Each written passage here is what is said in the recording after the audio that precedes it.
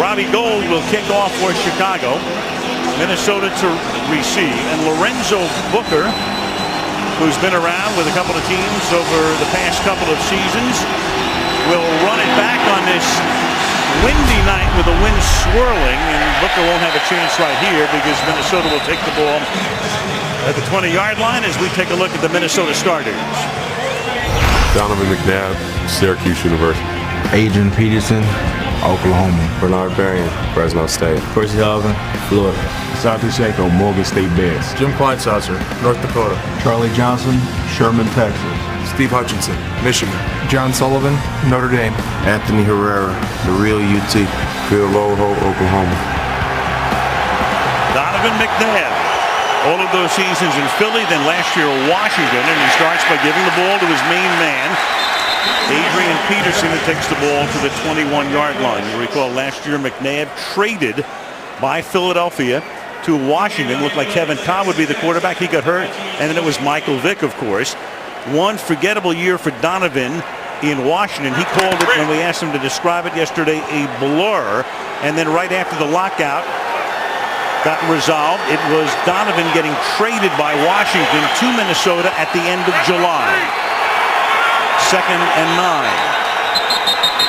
And the Bears are taking a timeout, an early timeout, and that's something the Bears have been doing a lot this is the first this season. Timeout, Chicago, 30-second timeout. Taking early timeout. So right off the bat, they don't line up correctly defensively, and Urlacher goes over to go over things with Lovie Smith. Well, they had 3 tight ends in the game, and then they shifted everybody over, and it's sort of, I don't think the Bears knew exactly how to handle it. Here they've got all this. Okay, Urlacher knew right away that we're not sitting pretty here. So it is amazing. The graphic that you put up there, one sort of flash by there, they've given up 3 70-yard plays this year, the Bears have. It was since 2001 they've given up 3 70-yard plays. So, I mean, it is just remarkable what's happened to this very proud defense. 2 in 1 game last week. The Vikings on 2nd down and 9. And it's Peterson for a gain of 2 to the 23-yard line. Major Wright, who gets the start tonight. They've changed safeties. They had Chris Harris and Brandon Merriweather last week, and tonight Chris Conti and Major Wright. Major Wright right here, and he's going to be at the line of scrimmage. Basically, the Bears telling Donovan McNabb, you want to beat us tonight? We're going to have to throw the ball, and here we go. This has been the Achilles heel for the Vikings this year, trying to complete passes on 3rd down. And McNabb has had accuracy trouble, especially last week when he threw a lot of ground balls in the first quarter. And this one is dropped. So this time he hits Shanko right in the hands at the 25-yard line, and he drops it, and it's a 3 and out for the Vikings. Just trying to keep an eye on Julius Peppers over here on the outside. See what that knee looks like. Not too bad there. He didn't practice at all. It was maybe gamesmanship, the fact that he wasn't out there, but we were at practice on Friday, and he did not participate, not one play. Devin Hester in 9 games against the Vikings with 3 runbacks for touchdowns. Kluwe's kick is an angle kick, and a fair catch is called for at the 32-yard line. So Hester pulls it in there. Chicago takes over, and here's the Bear offense. Jay Cutler, Vanderbilt University. Matt Forte, Tulane University. Tyler Klutz, Fresno State. Johnny Knox, Abilene Christian. Devin Hester, the U. Kellen Davis, Michigan State. Jamarcus Sweat, West Texas A&M. Chris Williams, Vanderbilt University. Roberto Garza, Texas A&M Kingsville. Chris Spencer, East Florida Middle School. Lance Lewis, L.B. Landry High School. And that offensive line very much in the crosshairs again tonight, as it was last week in Chicago. In Detroit, with the false starts, the team with a total of 9 as Forte takes it for a gain of 3 up to the 35. Jay Cutler traded before the 09 season from Denver when Josh McDaniels became the coach, and they thought it was the second coming. And of course, the second coming in Chicago for a quarterback has always been somebody to succeed Sid Luckman. And it's been that long because Luckman still holds some of the Bear passing marks. Of course, Jim McMahon was here, let him do a Super Bowl win, but they've been looking for the savior. Cutler now in his third year, 2nd down and 7 with the ball at the 35-yard line. And that pass is caught over the middle. That's Roy Williams, the former Detroit Lion and Dallas Cowboy, who comes here this year for a gain of 17 yards and a first down. Well, here's the answer to our first question. We have 2 extra tight ends in to try and help with the pass protection along with Matt Forte. So they are going to try to answer with protection. And Roy Williams, who really has not been much of a factor so far this year, is early. The fullback is Tyler Klutz. Play action. Cutler has some time. Cutler going deep into double coverage, and it's pulled in by Hester for the touchdown. 48 yards. He splits Abdullah and Griffin. So they put a fullback in. They have the play fake. Cutler has some time, backs up, launches it downfield. Touchdown. Well, the first thing you've got to do is stop this pass rush, one of the best in the league for the Vikings. That time, 8-man protection up front, all over Jared Allen, the leading sacker in the NFL, and Jay Cutler takes a step back and lets his guy take off. Abdullah tried to come over the top to help, but he ended up throwing it right in behind him. 8-man protection with the quarterback going back. That means you send only 2 guys into the patterns. One about 15 deep and the other Hester all the way to the end zone. Goal for the extra point. And it's a perfect start for the Bears. Their defense creates a 3-and-out, and then Cutler winds up throwing a touchdown pass to Hester early in the first. 7-0 Chicago. Sunday Night Football brought to you by Southwest Airlines. You can find our fares online only at southwest.com. By BMW, the ultimate driving machine. By Bud Light, official beer sponsor of the NFL. Here we go. And by Windows 7. Friday night, high school action. That was Mount Carmel High losing to St. Rita. Mount Carmel is where Donovan McNabb went to high school in the Chicago area. Donovan's been back here to play several times as a Philadelphia Eagle with some success. Mom, dad, and his wife looking on here in Chicago. And right now, Donovan will have to take his team from behind 7-0 early on. They are not used to falling behind. The Vikings have had some big leads, as we mentioned at the top. They've blown them, and now tonight they're down 7-0 early. Give one to Mike Martz here. He caught him in a run defense, bringing the safety out the middle, something the Vikings don't do a lot. And then Hussein Abdullah just gets completely turned around. That is not a tough coverage. You just have to keep backing up. But I guess maybe it is when you've got Devin Hester running at you. McNabb out of the shotgun from the 20-yard line. And almost has that intercepted. And had DJ Moore come up with that, it would have been 14-0. Well, DJ Moore was really coming on a blitz that time from right here, and Donovan almost threw it right to him. Boy, that would have been with some of the struggles with the Vikings passing game. That would have been a tough lead to overcome. 14-0. 2nd and 10.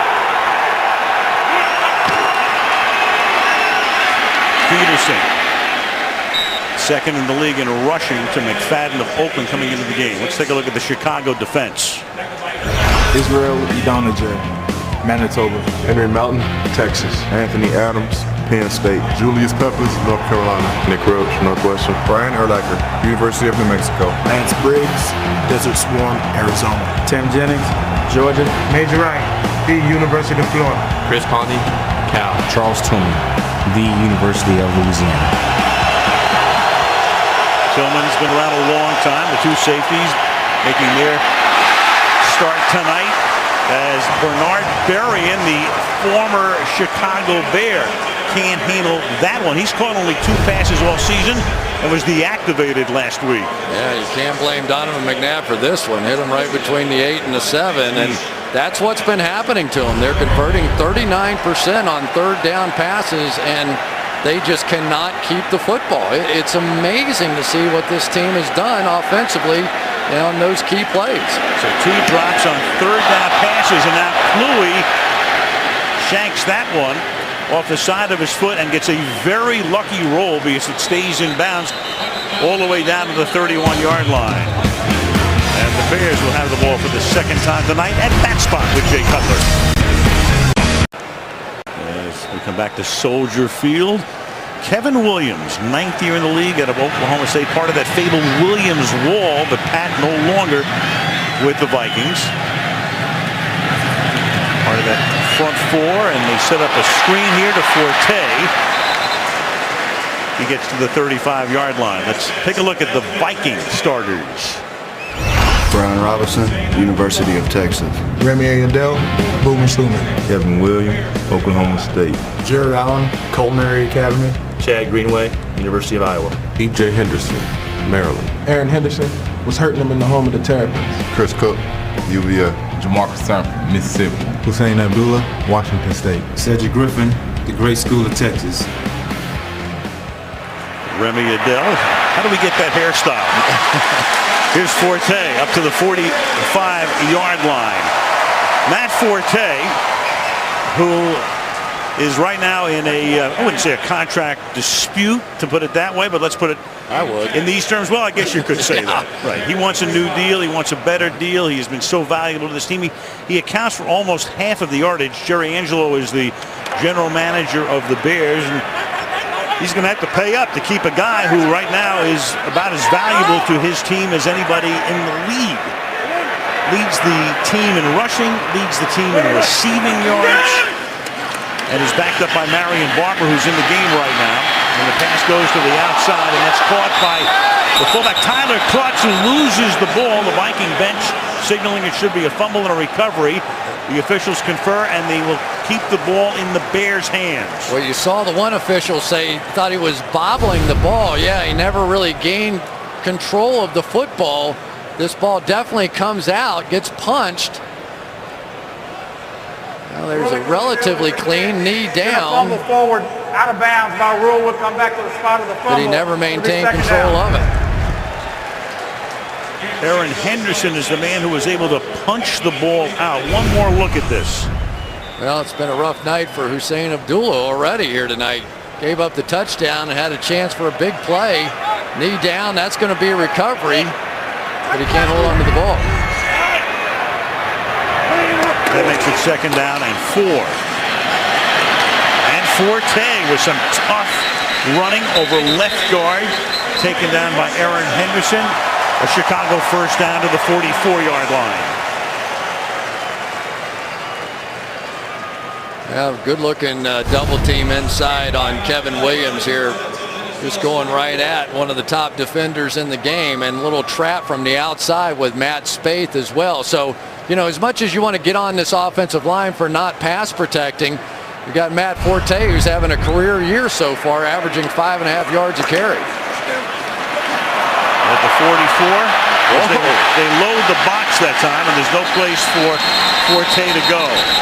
Jay Cutler out in front throwing a block. You know, it's sort of interesting coming into this season that one of the stories was that the Bears not go to the Super Bowl because Jay Cutler wasn't tough enough in the championship game. Well, last week he proved everything you'd ever want to prove about toughness, and here he is lead blocking out in front, got Jared Allen on the ground. Very interesting how it all evolved. I mean, everybody was on his case after he took himself out, was hurt in the NFC Championship game. Caleb Haney had to come in, and now all of a sudden, Jay is like the hero last week, and the offensive line takes the brunt of the criticism. Pass is caught by Marion Barber, and the longtime Dallas Cowboy, first year as a Bear, to the 44-yard line. It'll be third and long. The pressure Cutler has been on it. Take a look at that. In the Atlanta Open, which they won, sacked 5 times, then a half dozen times at New Orleans, thrice against Green Bay, once against Carolina, 3 more times last week. 18 sacks of Cutler in 5 games this season. Those 3 sacks last week felt like about 7 or 8 under siege. He's 5 for 5 to start the game. Cutler. And that pass incomplete. Matter of semantics here. We said that Cutler took himself out of the game last year. He was hurt. And the Bears actually took him out of the game. But you all recall, and that's kind of the way Jay is. He looks dispassionate. He can be laconic. And the fans all look at the guy and they go, what's wrong with him? Why isn't he playing? And, of course, you knew about all the tweets the guys were sending around the league, the players and all of that. But, Cutler, like almost anything in his career, just lets it all roll off his shoulders. Yeah, a shrug of his shoulders, a roll of his eyes, and he goes on vacation. Adam Podlish, former Jacksonville Jaguar, and that's fair caught at the 5-yard line. Odd place to make a fair catch, but that's what Marcus Sherrills just did. 7-0 Chicago. 7-0. The Chicago Bears on top. Halfway through the opening quarter. And the Vikings backed up at their own 5-yard line. Vikings have had 2 3-and-outs. And in each case, a third down pass from McNabb has been dropped.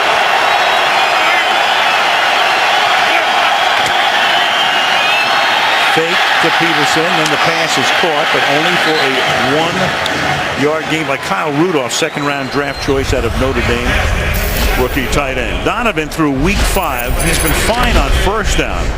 Numbers are very good. Second down, not very good. Third down, horrible. 39%, 3.6 yards per pass, and a 55 rating, which would be the lowest among the NFL qualifiers. 2nd and 8.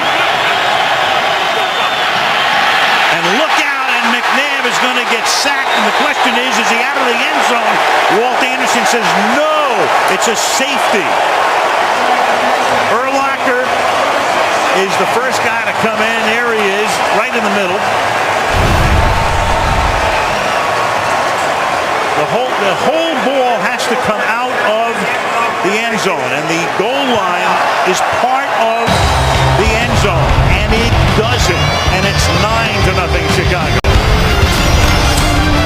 Rookie second-round pick Stephen Paya out of Oregon State is the guy who really provided the path for Urlacher to come in and get that sack of McNabb and create the safety to make it 9-0. And this Minnesota gets a free kick from the 20-yard line. And it's a bad kick. And recover it. And it's the Bears who recover the ball at the 44-yard line. It's a live ball. Kyle Adams recovering it. Now let's go back. Here's Stephen Paya going to do a big loop around the center, John Sullivan, and then Urlacher's there to clean it up. But watch this quickness by Paya. I knew he was strong.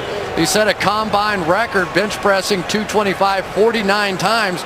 I just didn't know he was that quick. And for Donovan, sort of laid down there, might have been able to jump forward and get out of the end zone, but well, they've given the whole sack to Paya, which gives him 2 points.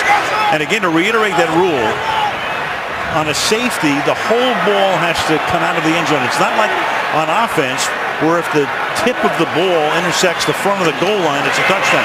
It's the reverse in this instance. And here is good, tough running by Matt Forte. Across midfield to the 47-yard line. Even farther, they'll spot it at the 46 and give him a first down.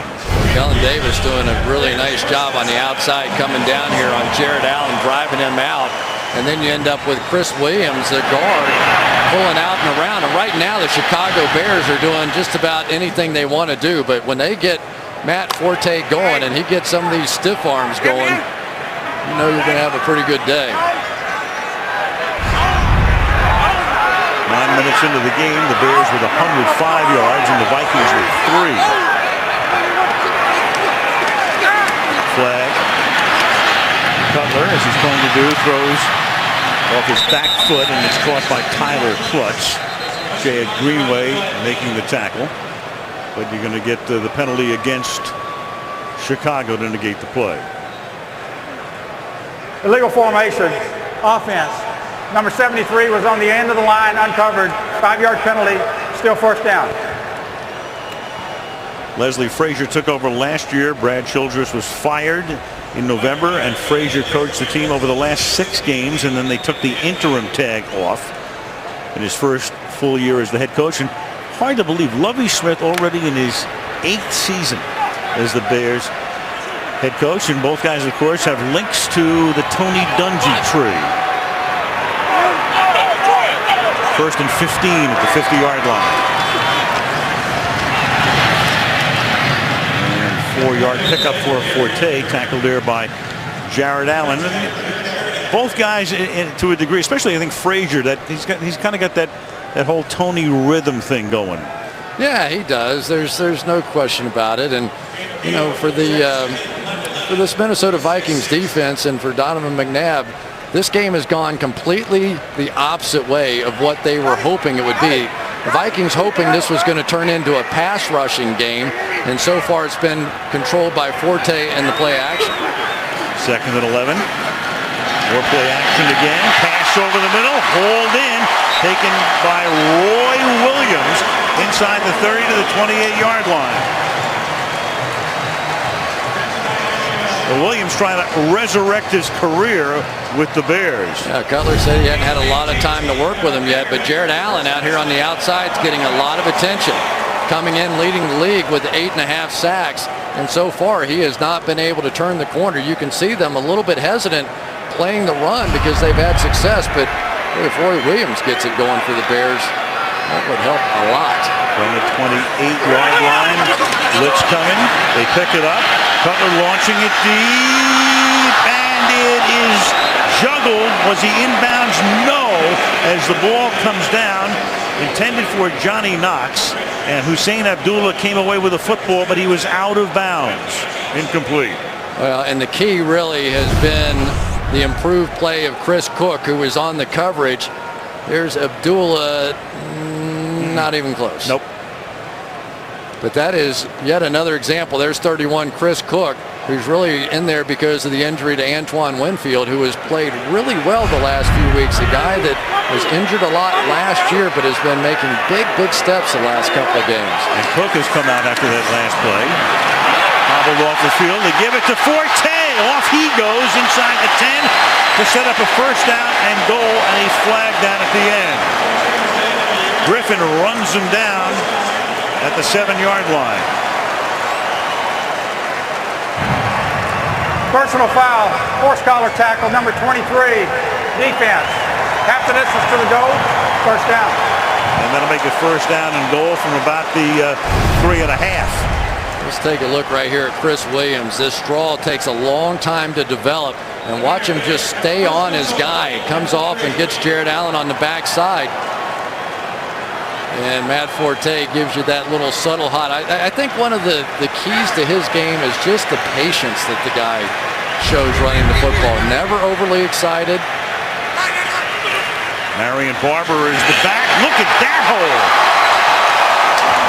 Well, that Chicago offensive line in the crosshairs all week and all season doing the job. They've been protecting Cutler, create a huge hole from the 3 for Barber, and the Chicago Bears into the end zone again. Well, the Vikings are not a good big team down on the goal line. So what happens is a lot of times they have to run stunts, and that time you saw on the inside that was Kevin Williams basically run himself out of the play, and Jamarcus Webb helped him. Robbie Gould for the point after. So last week it was the Vikings with a big first quarter against Arizona. Tonight the Bears with a big first quarter against the Vikings. 16-zip. Friday nights beginning October 28th, the new series Grimm comes to NBC. A detective with some strangely familiar cases. Sailing down the Chicago River by the Wrigley Building, not far from Lake Michigan. Beautiful city of Chicago on this Sunday night. Percy Harvin takes it from the end zone out to the 20-yard line with 3:34 to go in the quarter. Well, we talked about some of the issues the Bears faced defensively last week against the Detroit Lions. It was a long run by Jabin Best, and you'll see some of the mistakes. Here's Brian Urlacher in the middle, obviously one of the great players on the Bears. He's supposed to step up into his gap, he tries probably to do somebody else's job. But it was interesting talking to Lovie Smith. He was more upset with the safety play. He said there's nothing wrong with missing a gap like Urlacher did. Occasionally that's going to happen to us. But our safeties have to limit that to a 15-yard run, not an 88-yard touchdown. 88-yard run out of the shotgun, inside handoff. And in flag football, they couldn't even gotten a flag on that play. Gain of 1 for Peterson to the 21, so he's yet to get untracked tonight. Chris Harris was the starting safety, one of them last week, and he's not even active tonight. Major Wright takes his spot. Brandon Merriweather, who was the starter last week and wound up getting fined for another shot to the head, with Major Wright and Chris Conti taking the spots of those two. Second down and 9. And McNabb throwing, and that is caught. And that will be a first down up at the 37-yard line. Kyle Rudolph, second-round pick out of Notre Dame, the number 2 tight end, a gain of 19 yards. Really, Major Wright couldn't have had much better coverage than what he had on this one. I got a chance to see a lot of Kyle Rudolph at Notre Dame. Guy catches the ball about as well as any tight end I think I've ever seen. If that thing hits his hands, it just sticks. It doesn't wobble. It doesn't bobble.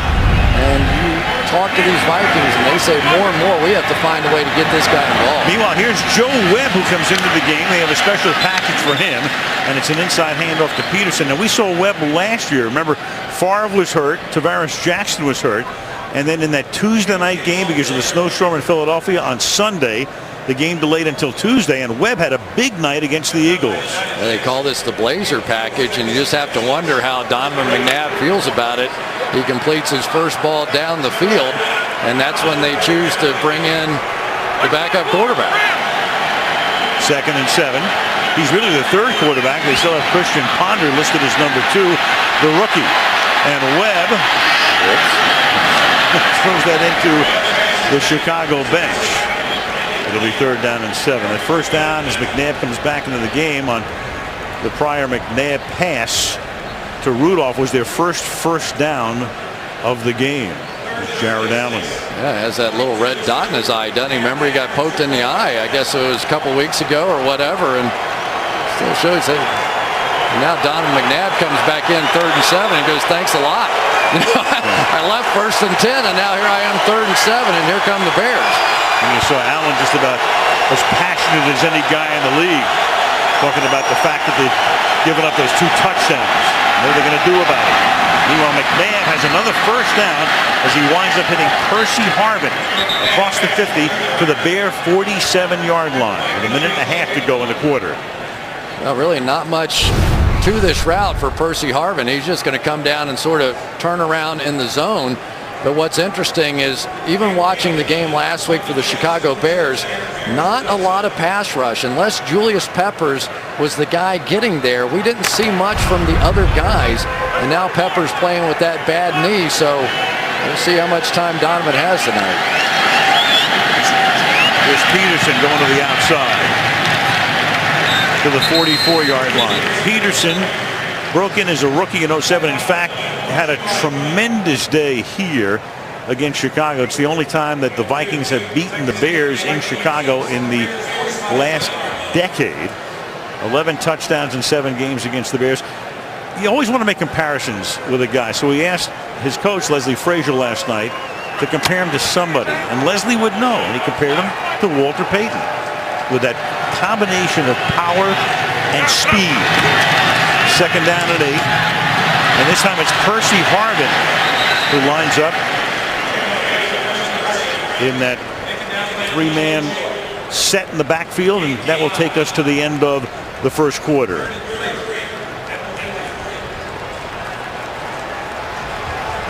End of 1 at Soldier Field in Chicago. It's the Bears 16 and the Vikings nothing. Sunday Night Football resumes after these messages. Aerial coverage tonight being brought to you by Geico. The famed Willis Tower, once known as the Sears Tower, but everything available for naming rights in today's world, including our booth. Send a check. $20. You got it. Al Michaels, Chris Collinsworth, Michelle Tafoya, Chicago. Start the second quarter. Toby Gerhart is in the game alongside McNabb on a 3rd down and 3. Donovan is flushed out and throws on the run, and Harvin makes the catch, and you saw the flag come in the secondary.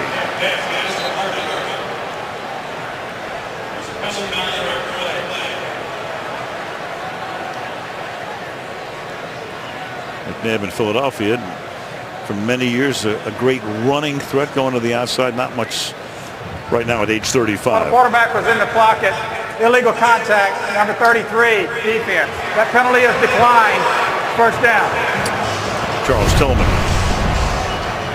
Obviously, if he goes outside the pocket, it's a different story, but there's the illegal contact.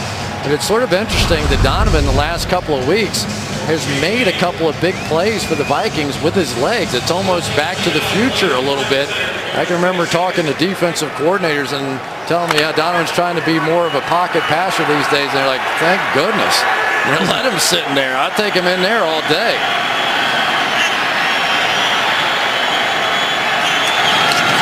First down from the 26-yard line. That's Harvin, and he cannot get out of the backfield. That's Tillman. First guy to make contact with him behind the line of scrimmage. Yeah, again, pressure up the middle here. And I know this was a bit of a screen pass, but there was pressure coming right through by Lance Briggs. And for Sean Sullivan, you want to get out on the screen, but you can't make it happen that fast. Loss of 6. Second down and 16. 4-man rush. And that is Harvin again. He hauls that in at about the original line of scrimmage. So we're back to a 3rd and 10. Yeah, and maybe Donovan goes to the wristband here. Look at the size of that thing. And, of course, no off-season meant that Donovan really didn't have as much time to learn this offense. And so when he struggles with a play call or whatever, he goes down to the wristband or the communication device doesn't work. But you wonder just how far along he is with this offense right now. Funny to talk last year in Washington about the wristband. 3rd and 10.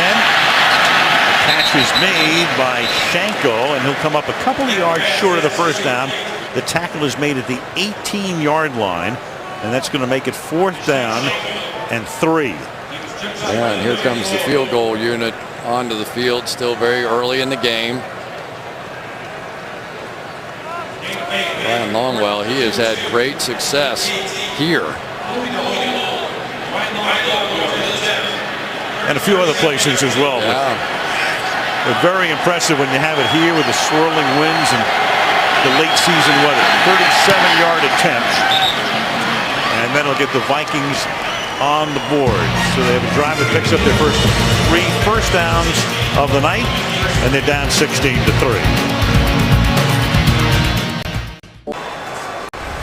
16-3, Chicago on top. Jay Cutler, 3 years in Denver, 17 and 20 there, and then he comes over to Chicago, 19 and 17. So this is his 37th game with the Bears. As you can see, he's been sacked, and that's the key right there. 105 times, more than twice as much as he was with the Broncos, coached at that time by Mike Shanahan. Mike Martz is the offensive coordinator here, one of the masterminds behind the Rams' greatest show on turf. It's a very interesting combination they put together in Chicago. Very. It is. It's not really Jay Cutler's style. He's adapting to it. But you do get the feeling he wouldn't mind running a few bootlegs every once in a while in this offense. Get out of the pocket. A bouncing ball, and Hester is going to come out from the goal line. And the coverage is perfect as he gets pinned inside the 10. Devin Aromashodu, the former Bear, stopping him there, and Cutler will start from his own 10-yard line. Jay Cutler, 2.9 times per game Third season with the Bears, highest rate any active NFL player with the current team, and obviously a lot has to do with the line. But then again, too, as Chris just said, a guy who would really love to get out of the pocket a lot more. Well, and they've changed their game plan tonight. This is different than what they did against Detroit. They're leaving extra guys in to help protect. And off to Forte, breaking tackles. Tough running to the 14-yard line.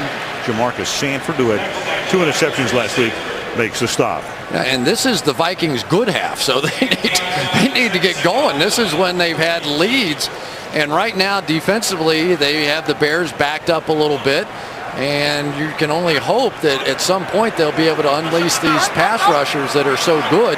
So far, because of the running of Forte, they have been unable to do that.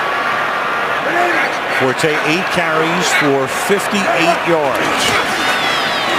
And the man who leads the league in yards from scrimmage adds a few more and picks up a first down. On the backside, Chris Williams continues to do a nice job. You know, when you have Forte, you're going to get some cutbacks, and so really the front side oftentimes is the backside with Matt Forte. So just about the time that they start moving across the board, he's coming back the other way. And for the Minnesota Vikings, they're not playing the way that they like to play right now. They like to leave 4 guys back in the secondary, but they're having to bring guys down to help against the run because they can't stop Forte. Here he comes again. And Cutler retreating, a step to his left, buys time, Knox makes the catch. And before Griffin can force him out of bounds, the Chicago Bears have taken the ball past the 40-yard line. Well, there it was again. They drop a safety down that time. Here he comes. So now Jay Cutler says, fine, you want to do that? Now I'm going to throw into a 3-deep coverage and get my fast guys down the field. Right now, Mike Martz is simply a step ahead of this Minnesota Vikings defense. They can't stop the run, and now they're starting to take advantage with the passes down the field. Gain of 19.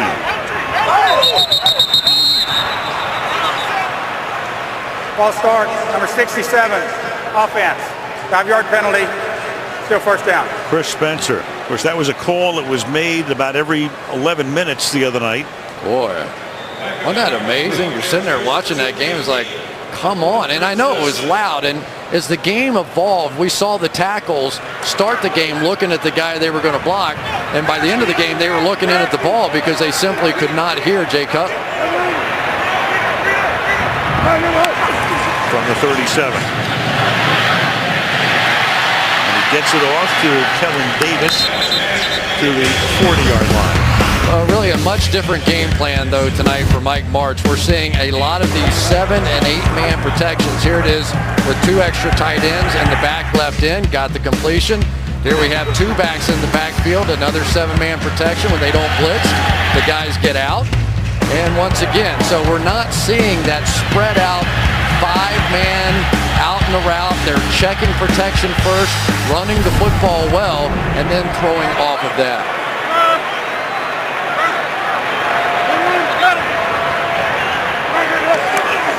Second and 12. Cutler slings it to Forte, who can't hold on. It'll be 3rd down and 12 at the 40-yard line. Jared Allen seeking another sack, putting the pressure on that time, leading the league in sacks at this point in the season with 8.5. Yeah, Jared Allen coming around the left edge, and he's going against the guy that can block the sun over there, Jamarcus Webb. And on the other side, Lance Lewis, who moved from guard a week ago out to tackle, is doing a nice job as well. Jared Allen having a monster season, but so far tonight really hasn't threatened Jay Cutler.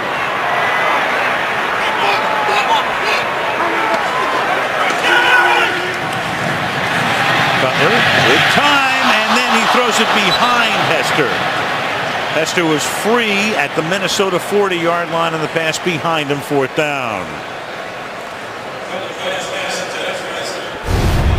Lance Lewis out here working against Brian Robeson, and a little chip from Forte, yes, but one of the things that they really liked about Lewis was his ability to move his feet. Very athletic guy, and they're like, well, if we can't get out there to those tackles, we'll take our most athletic offensive lineman and give him a shot.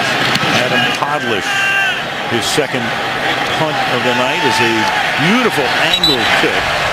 And Sherrills has no place to go with it except out of bounds at the 9-yard line. 9.5 left in the half. 16-3, Chicago.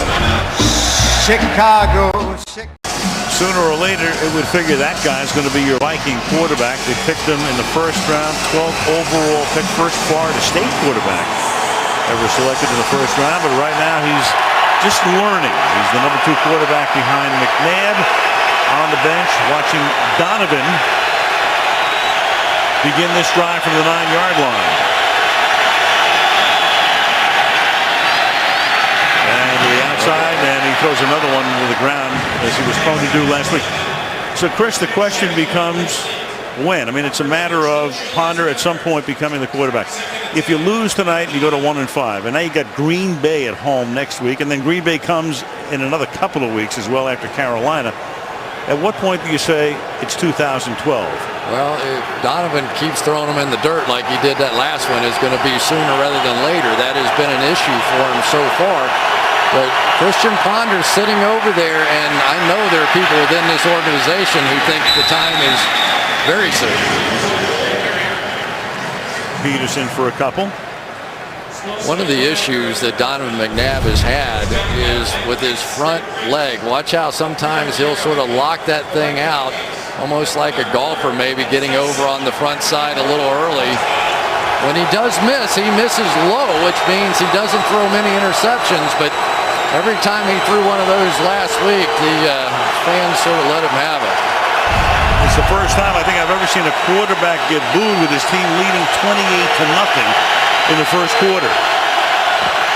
3rd and 7. But that had a lot to do with Adrian Peterson. That pass is a little bit low.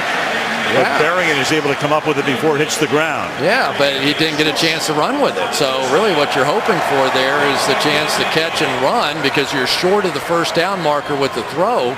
But because it was so low, Berrien had no choice but to just go down and get it. And here comes the punter.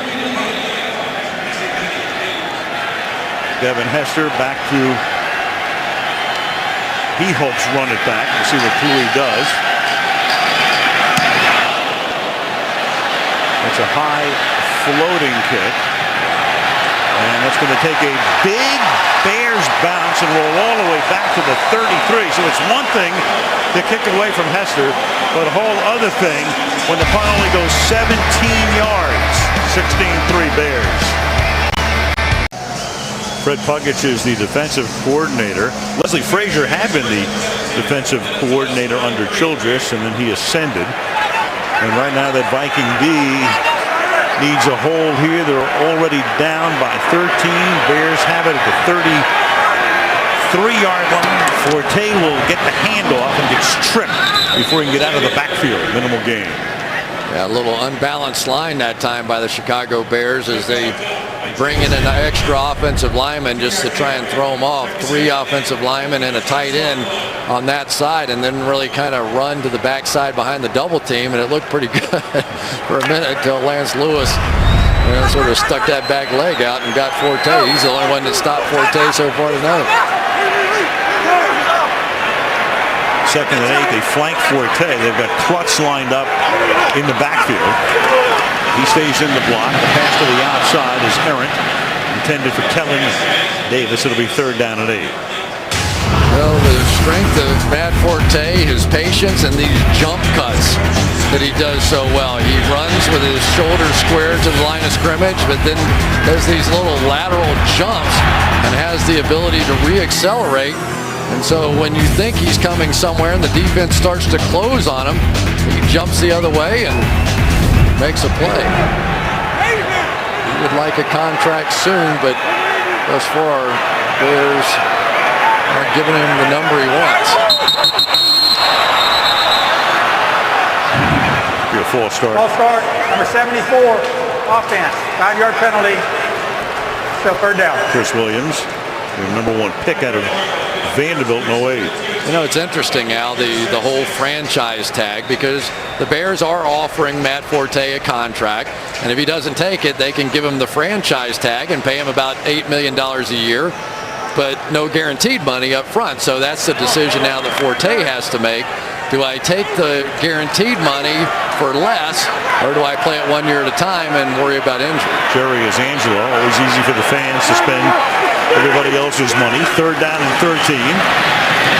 Cutler slings it over the middle, caught by Hester. And they convert on 3rd and long as he takes the ball down to the 13-yard line.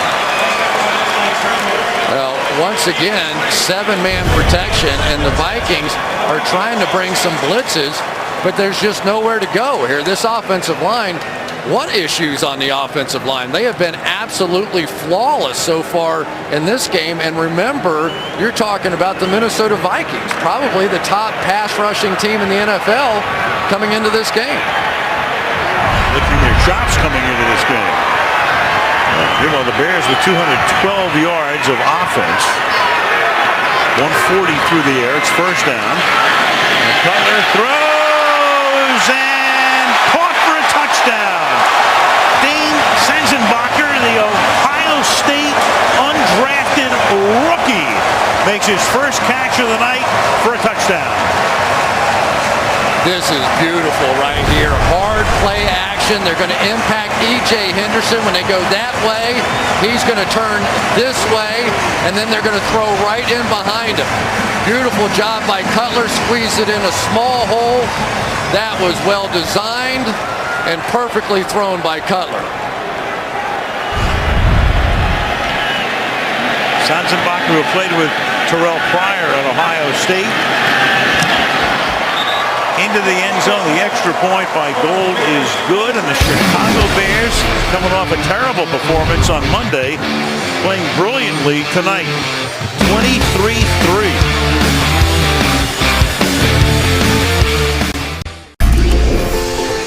Wednesday. See how it all began, how having a baby changed everything. Up all night on NBC Wednesday night. Chicago. Cruising down the Chicago River. What a gorgeous downtown they Unbelievable. have. If you've never been here, you just come walk the streets, you go, wow, this is what a downtown should look like. Fabulous. Harvin's going to come out from 5 yards deep. Ooh, and he's going to get hog-tied at the 17-yard line. Sam Hurd came over from the Cowboys, lending his special teams skills. This is weird for the Vikings. Look at that.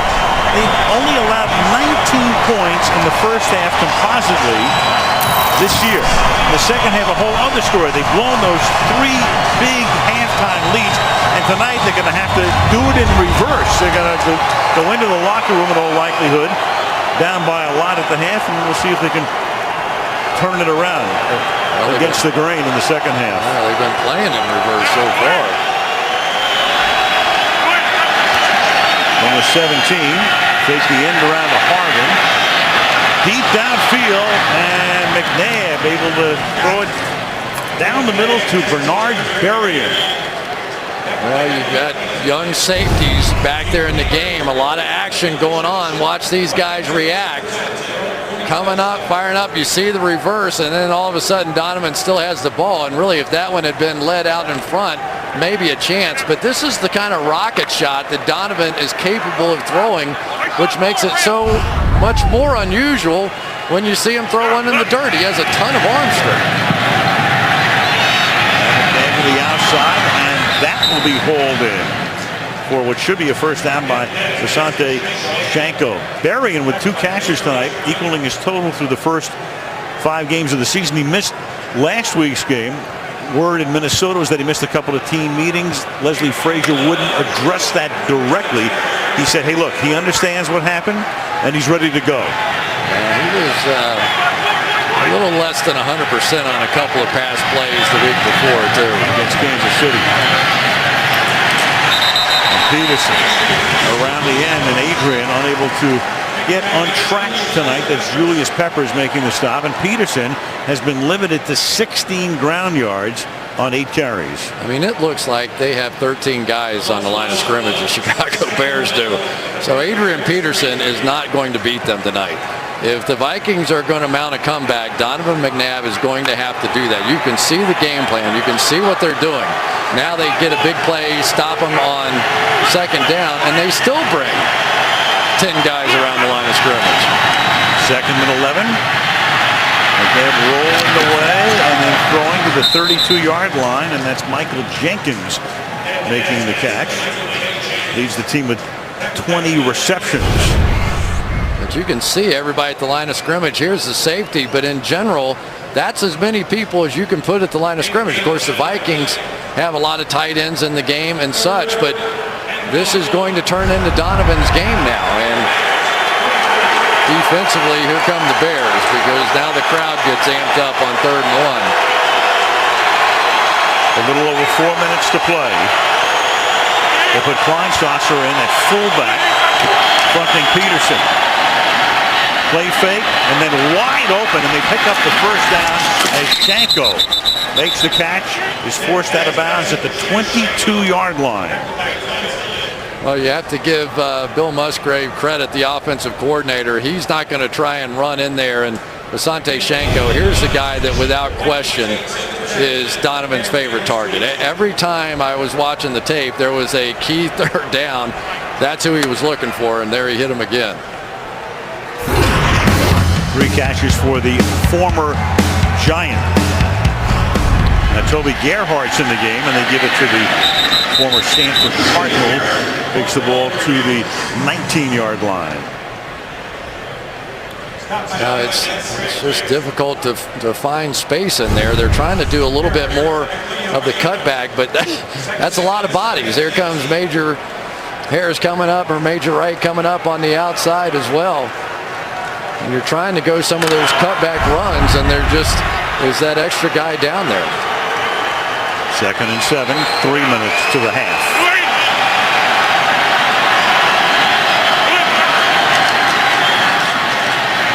Play action, little jump screen.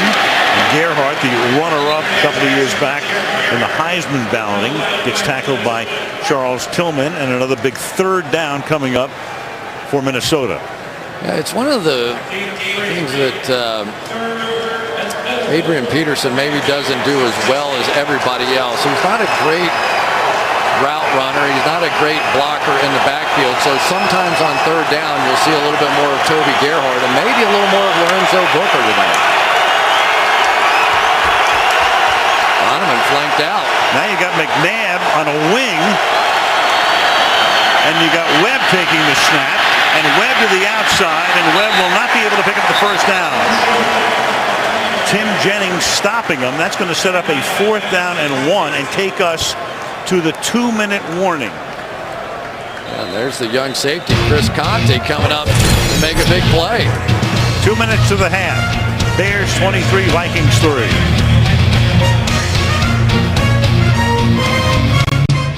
Bob Costas and company, Toyota halftime show coming up.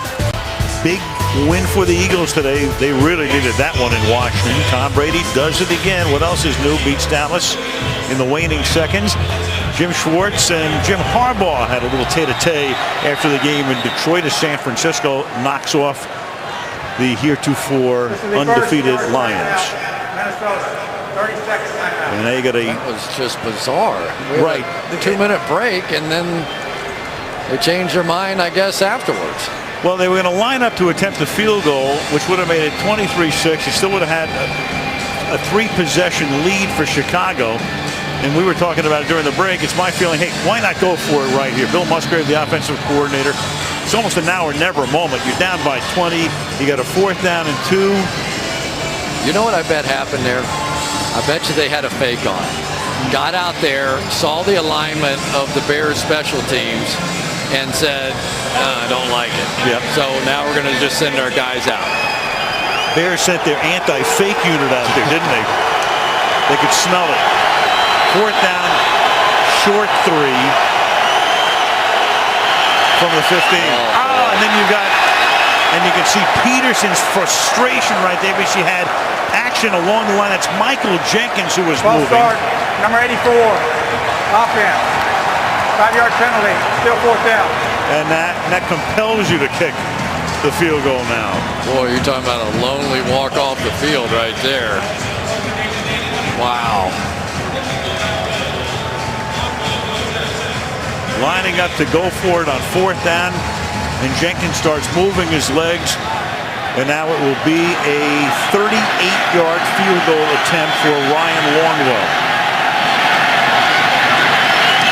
He puts it down, and that kick is hooking and is wide.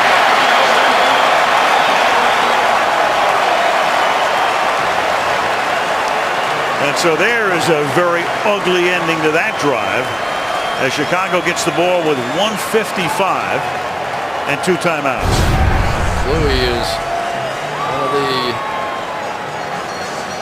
top holders. There we go. That's down cleanly. There's no excuse whatsoever for Longwell on that one. That was perfectly done.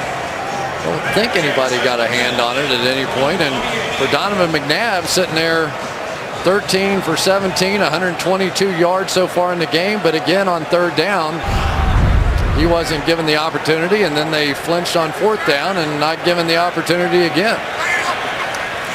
Now Cutler has had plenty of time tonight. Does again. Getting free over the middle is Johnny Knox across the 50-yard line for a 1st down. So interesting. We were talking to Jared Allen about facing the Bears with all the issues they showed last week on the offensive line, and his line is, I hope they don't change a thing. Well, they changed a lot of things tonight. A lot of different protection schemes in here. Cutler with under a minute and a half. That's Forte. Forte gets tackled just short of the 1st down at the 41-yard line. Greenway makes the tackle. Isn't it amazing the difference in the body language of a quarterback when he's not getting hit? I don't think Jay Cutler's been knocked to the ground tonight. Clean uniform, clean pocket, swings it to the outside. Hester makes the catch, steps out of bounds to stop the clock, and a 1st down with a minute and 2. Sunday Night Football brought to you by Geico. 15 minutes could save you 15% on car insurance. By Wendy's new Dave's Hot and Juicy Cheeseburgers. By DirecTV. If you call yourself a sports fan, you got to get DirecTV. And by the highly intelligent new Audi A6. Audi, truth in engineering. 1st and 10 to the 35-yard line. With 62 ticks left in the hand. Cutler, before he gets hit, finds Forte to the 32-yard line. Chad Greenway making the tackle. Bears with 2 timeouts and elect to use one here. 49 seconds to the half.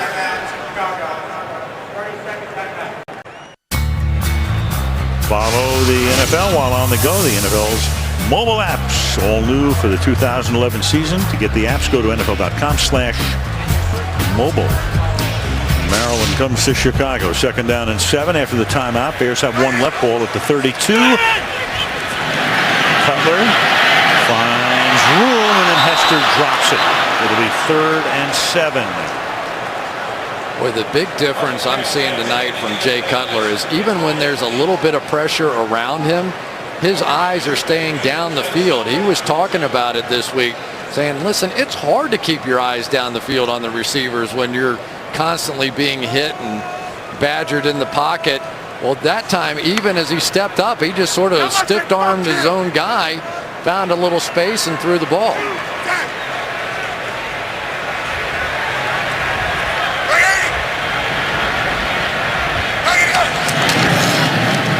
They run a draw and going nowhere because Allen is right there to tackle Forte at the 34-yard line. Yeah, they don't even block Jared Allen on that one, assuming that he's going to come after Jay Cutler, and said he went and got Forte. And with a half a minute to go, a timeout. Robbie Gould comes in for a 51-yard attempt. The Vikings took that timeout. They want to conserve some clock on the other side. And of course, they get the ball at their own 41 if he misses this one. Harkless to put it down.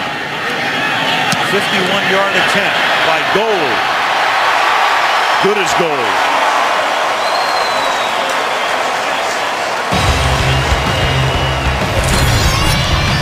Seconds to the half. 26-3, Chicago.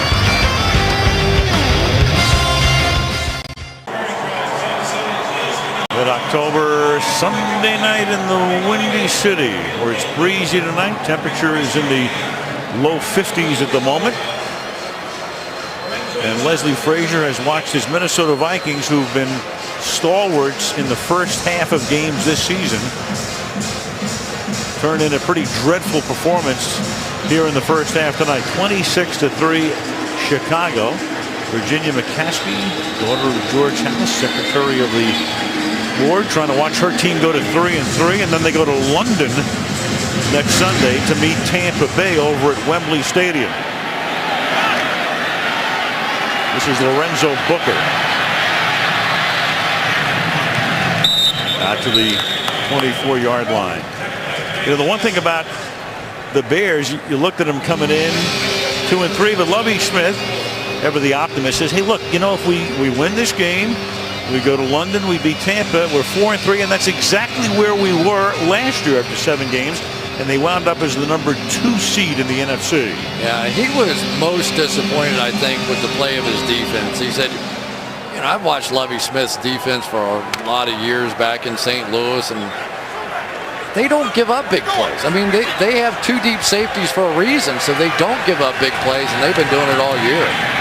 McNabb avoids the sack.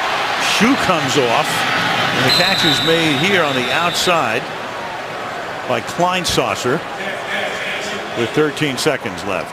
Well, Julius Peppers, you can tell his knee is bothering him here on the outside, but he still comes around and gets everything but the sack.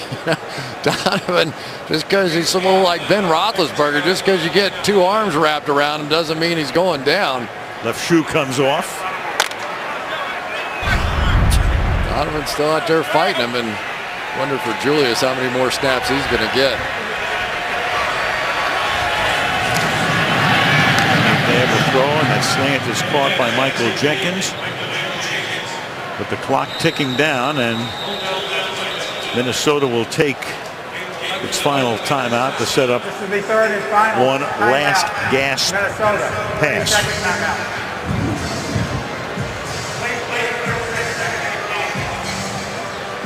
You know, just sitting here thinking, pondering. Here we go. And you know, you could say you're pondering that. I would never say that, though. No, you would never do that. Bada boom, you and I'll be working the lounge at the Holiday Inn in Waukegan this week. Come on by, no cover charge. And later tonight. And later tonight as well. But do you ponder putting Ponder in the second half to start? It's tough. I mean, you know, Donovan's had a really good first half. I think 14 for 18, something like that. So, and you kind of took him out of the game on some key third down. So it's kind of hard to end up putting too much of this one on him at this point. But yeah, we're getting to that point in the season. And that's the way the half will end, on an inside give to Booker. Wow. And the Chicago Bears trying to get back to 500. They'll get the kickoff in the second half. They lead 26-3 with the Toyota halftime show coming right up.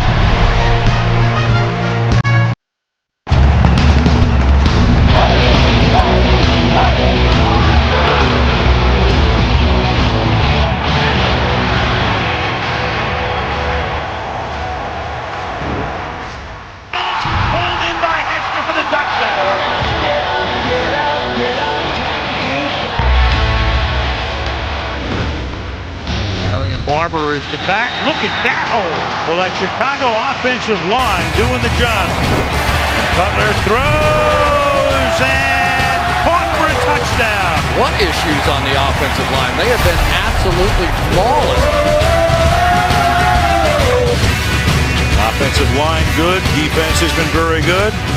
Look from the lake at Soldier Field in Chicago on this Sunday night. Al Michaels, Chris Collinsworth, and Michelle Tafoya starting the second half. And the Vikings in a big hole. 1-4 coming in, down by 23. Face Green Bay next week. Thank you very much. And the Bears head to London and hope to go there with a mark of 3-3. One hopper is fielded up at the 10-yard line, and then running the ball back is Sam Hurd. And he sets the Bear offense up at the 35 as we take a look at Jay Cutler in the first half. Well, nobody's ever doubted Jay Cutler's arm strength. With the way Matt Forte was running, the play action was cooking. Safeties rocking down, and Cutler rocking from the pocket. It's Devin Hester over the top, and that sort of set the tone for the whole evening. Here's another play fake. And he's going to get E.J. Henderson to shift a little bit that way so he could hit Sanzabacher in the back of the end zone. And that was the way it went in the first half. It was easy for the Bears. Good protection for Cutler. He starts with a give to Forte. He cuts it back to the left side and out to the 49-yard line, a gain of 15 on the opening play of the half. Well, we've got Tyler Klutz, the fullback, in there, is going to end up picking up a block. This is how much backside running they do. They put the fullback on the backside of these things. They get Forte started to the right, but know they're coming backside. And really, for me, as well as Cutler has played, the story of this game has been the running game of Matt Forte and the play of this offensive line. And the defense doing its job. From the 49-yard line as Cutler was swinging out to Forte. And he'll get taken down in the open field by Robinson, and we check in with Michelle. Well, Lovie Smith told me at halftime he is very pleased with the way his offensive line is playing in this game. As for Leslie Frazier, he said the Vikings were heading into halftime looking for any way possible to get pressure on Jay Cutler. He said he's had way too much time to throw back there. But you guys were pondering Christian Ponder and whether he'd come into this game. Frazier indicated he's happy with McNabb. On their next drive, you know, their first offensive drive, he needs to see points on the board for the Vikings out. You're right, because McNabb, at least statistically, not a bad half. 15 out of 19 for 138. But you're right, they need points, and they need a lot of them. Forte to the 47-yard line. You know, and it's tough. Here's Donovan. He's comes over. He's probably a one-off kind of difference maker, hopefully, for this season. Just buy a little time until Ponder is ready, and he knows where he is. He's a veteran guy. He went through the whole thing with Kevin Cobb. He went through the whole situation with Mike Shanahan and all of that in Washington. So believe me, it's not like he doesn't know what's in front of him here. 3rd and 7. The ball is at the 47. Cutler stepping up, and finally they get to him, and the ball is loose, and that's Allen who comes up with the football. At the 43-yard line, Jared Allen leading the league in sacks, coming in with 8.5 and creating the turnover. Just a hustle play by Jared Allen on this one. He really didn't get a whole lot going. He just kept playing hard. Here he is out here working against Webb. You can't say Webb didn't have good protection. Cutler tries to step up, but he holds the ball so far away from his body. Allen's able to get that thing out of here. And here we go for the Minnesota Vikings. This is exactly what they needed to start this half. That's the trifecta. That's the sack, that's the forced fumble, and the fumble recovery from the 44-yard line. Still trying to get Peterson on track. Bears have done a great job on him tonight. And now Adrian finds a little bit of room and picks up about 6. Well, so many mistakes by the Vikings in that first half, and especially on 3rd down. Started with Shanko missing one early and come right back. Bernard Berrien missing the next one on 3rd down, and it just set the tone. It went on from there. There was the safety. Haya coming in to get that, and then on 4th down, you're going to go for it. Flinch, back it up, bring in your ultra-reliable kicker, and he skanks it. Adrian got 8 yards on the play, 2nd and 2. McNabb under pressure. Throws incomplete. 3rd down and 2 for the Vikings. Jay Cutler over there working with the guys on the sideline, and Minnesota's trying to stay with this sort of max protection look on the offensive line. They're playing 2 and 3 tight ends on almost every down, and when the Bears come up, they're going play action out of it. But they need a couple of explosive plays to get back in this thing now. Pat Brown is in at right tackle. Phil Loadholt, they were working on him from time to time tonight, is out. Here's Peterson. He gets the first down, cuts it back inside the 30 to the 28-yard line. You know, we were talking about him before, Chris, and you always hate to make a comparison. And the only reason I mentioned the comparison to Walter Payton was that Leslie Frazier, who made that comparison, played with Walter Payton with the Chicago Bears in the early 80s. Which, of course, is the ultimate tribute. It's like John Sullivan, the center, now going off the field here as well. But I can remember, Al, when I was playing in Forrest Gregg, at one point came into our meeting room and he said, "Stop everything." He put on a tape because I want you guys to watch a football player. And he showed about 5 straight plays of Walter Payton blocking, not running, not doing anything else, just full out effort. And you got a little flavor for what everybody feels as far as respect for Walter Payton in this town. Peterson seeking a rushing title, second to Darren McFadden of Oakland coming into the game. Joe Berger comes in at center on a 1st and 10 at the 28-yard line.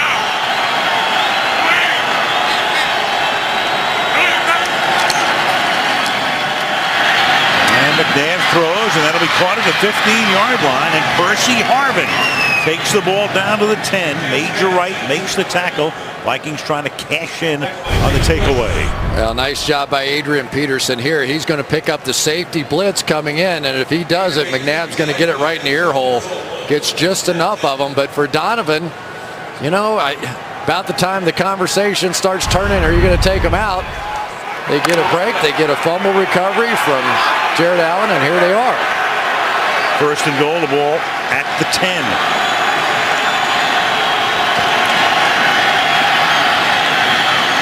Danko. It's half the distance.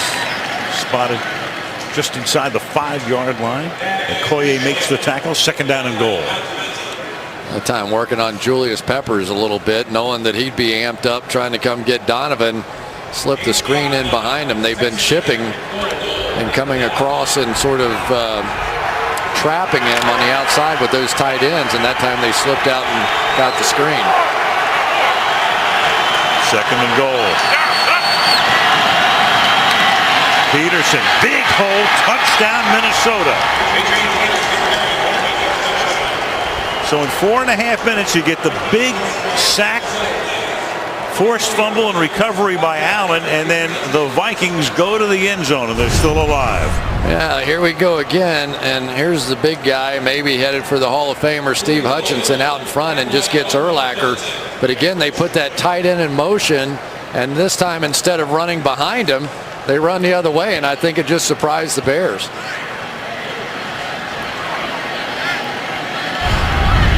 Longwell's extra point is good. Get it back to a 2-possession game. 10:23 remaining. Allen creates it. Peterson pays it off. 26-10. Sunday night will be in the Superdome. Saints hosting the Colts on Sunday Night Football. What a day to forget for the Saints. Football night starts at 7 Eastern time. Lose to Tampa. Now, many of you know, we talked about it at halftime with Sean Payton getting rolled into in the first half.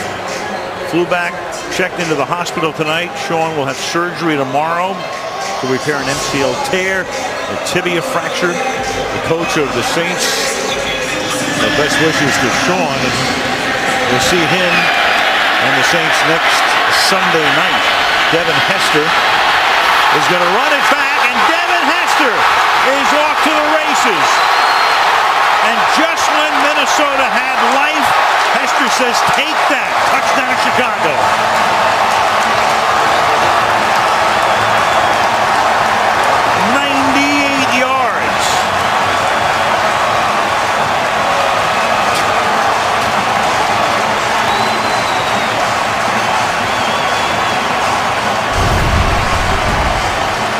Pure magic. Just sit back and enjoy. It doesn't take much.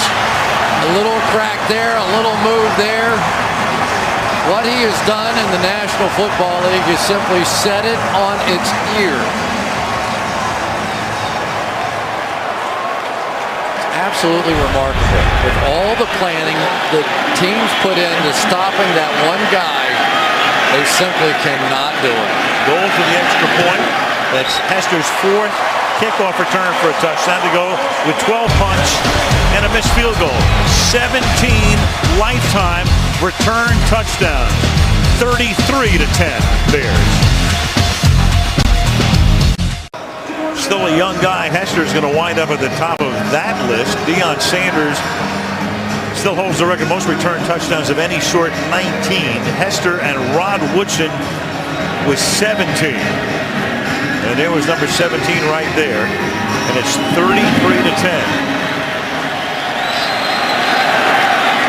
From the 2-yard line, Lorenzo Booker.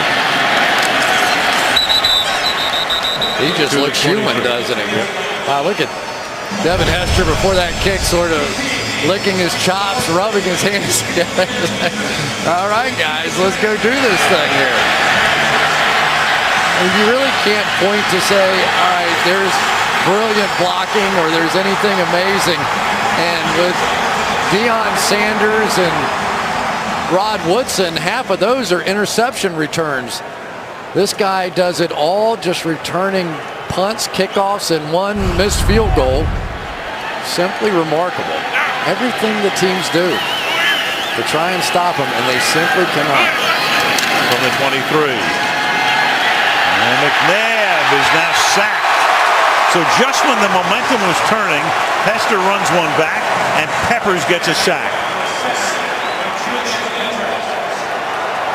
Julius Peppers now, we're going into feeding frenzy mode as he jumps inside of Johnson on this one, and this is when defensive linemen love playing the game. And for Donovan McNabb, it's a tough time. You know, Donovan's played pretty well out here tonight, but you have to wonder when the inevitable is going to come. 2nd and 19.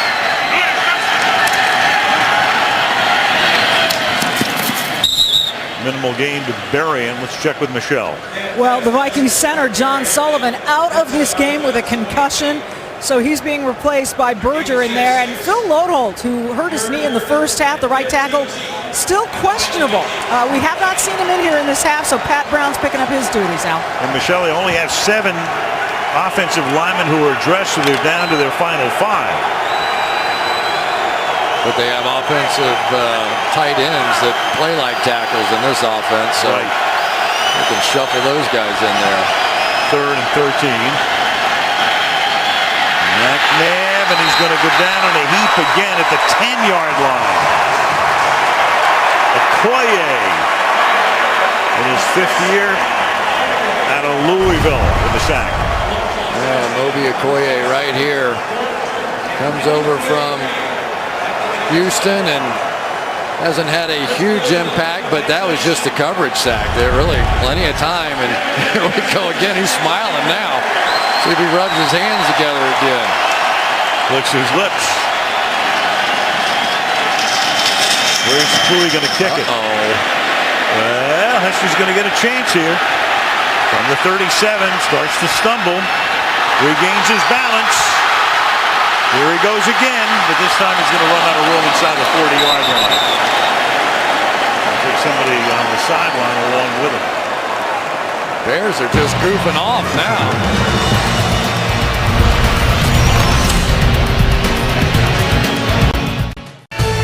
Sunday Night Football brought to you by Old Spice.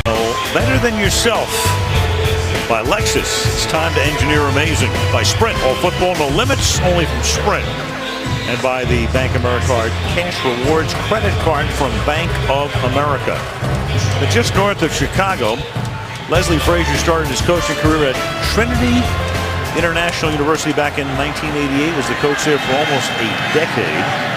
First head coach in school history, in the field after all. Yeah, Leslie was the one that actually started that program, got it all put together, and they remembered him for him. He's a good man, he really is, and good defensive coach. And tonight, it's been stunning. I mean, it really has. After you watch the Bears last week and you watch the way the Vikings can rush the passer, you're thinking, oh boy, they might get 10 sacks in this game. Marion Barber in the game. His last rush for a couple of yards, and that's batted away by E.J. Henderson. Leslie Frazier was a Bear. He played on that great '85 Bear team. Went to the Super Bowl, and then his career ended in that game. Tore up his knee. Never played again. Went into coaching. Yeah, he was good too. Over his last 3 NFL seasons, had 18 interceptions, and pretty remarkable, isn't the Super Bowl that holds so many great memories was the end of the road for him. Andy Reid had him in Philadelphia when Andy took over there in '99, so he goes back with McNair a long way. On 3rd down and 9, and that'll be caught at the 15-yard line by Kellen Davis, the tight end. Yeah, and maybe Mike Martz making a point here that we can still go spread offense. He spreads everybody out. Cutler gets it out of his hand quickly. No Greg Olsen, but Kellen Davis will do. And Jamarcus Sanford, the safety, is still down. An injury timeout. It's become a new tradition here at Soldier Field, and isn't that appropriate? They honor a military hero, and tonight it's Brigadier General Mark Brown who comes out onto the field. Good idea. I haven't seen this in the NFL. I know the Los Angeles Kings do this in hockey, and it's a good idea to, when you have a stoppage in the game, you bring somebody out, or you have them stand up in the stands, and you can see the Chicago Bears even acknowledging it. It's important we all remember, huh? You bet. Sanford back on the bench for the moment on 1st down after the injury timeout. This is Matt Forte. Gets taken down behind the line of scrimmage. It is interesting that the Atlanta Falcons game, the opener, the Chicago Bears, everybody was feeling really good about this Bears offensive line. They did a nice job, and Gabe Karimi, the rookie, in there at right tackle. They had moved Jamarcus Webb from right tackle over to left tackle, and everybody thought, oh boy, this is really going to be good. And then when Karimi got hurt, the right side, there he is, the right side of that offensive line is just kept shuffling. But I think one of the keys tonight has been the play of Lance Lewis at right tackle. He's picked it up nicely there. 2nd and 15. Lewis does his job there. Caught by Forte. Forte as a receiver, again, coming into the game, not only leading the team in rushing yardage by a mile, of course, but leading the team in receiving yards. And tonight, 14 carries for 82 yards on the ground, and 5 catches for 26 yards through the air. Very bright guy, huh? Degree in finance. Yeah, that's why he's very involved in his contract situation. 3rd and 5. And a quick toss over the middle, and that's incomplete. Sanzenbacher, who had a touchdown earlier, couldn't hold on, and draws the ire of Cutler. Well, they come with an all-out blitz, and for Jay Cutler, he sees it, he gets the ball out of his hands, and I'll tell you, the one thing that you do notice about Cutler this season is that he is making more and better reads when teams are coming after. Remember that Giants game last year, sacked 9 times in the first half? And to be fair, some of them were Jay's responsibility that he missed. 26-yard attempt.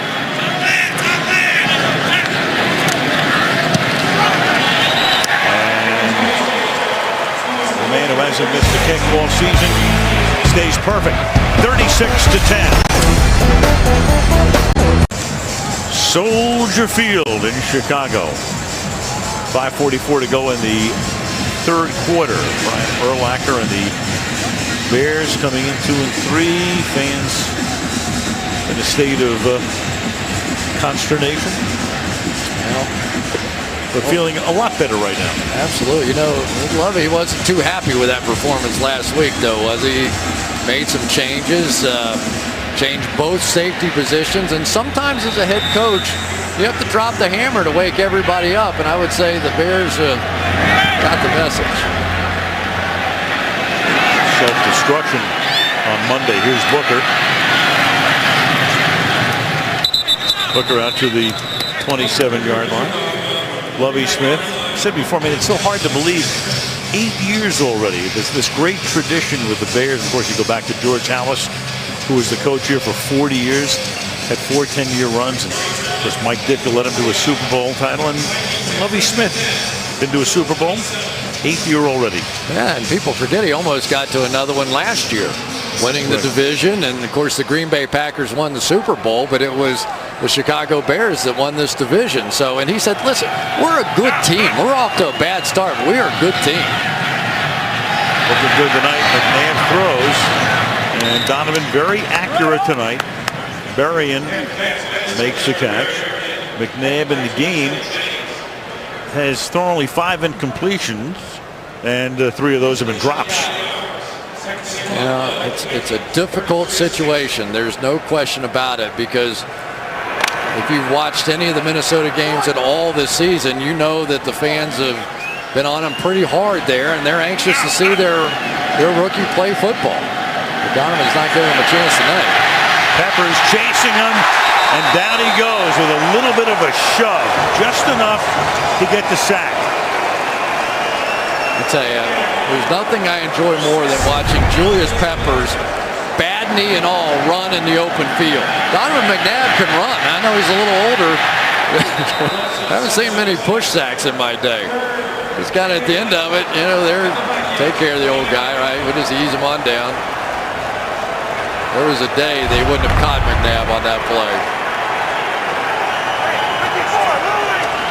2 sacks for a guy who was listed as probably not going to play. As the McNabb family looks on, and down he goes again. Israel Adonijah gets the sack. And it's a feeding frenzy now. Tee-off time. Yeah, and Mom's gone. Yep. She's seen enough. Almost the reverse of what Jay Cutler's mom had to endure last week. And remember, backup players in here. Patrick Brown in for Phil Lodeholt. Joe Berger in at center for John Sullivan. And this is going to be hard enough anyway. But you have 40% of your offensive line out. It gets even harder. 5 sacks, and now you got Hester ready to run the kickback if Cluey lets him. Boo, they're going to burn. You can boo, but it's a bad punt. Hester can only smile about it. Give Chicago great field position. What about Hester's night? Well, it all started with the bomb right off the bat. He has been doing much, much better. Cutler very happy with him at wide receiver. And then it was showtime. And every time he touches the ball, you can almost hear the air go out of this stadium. I mean, they really expect him to return almost every kick he touches. And once soon after that, he got close.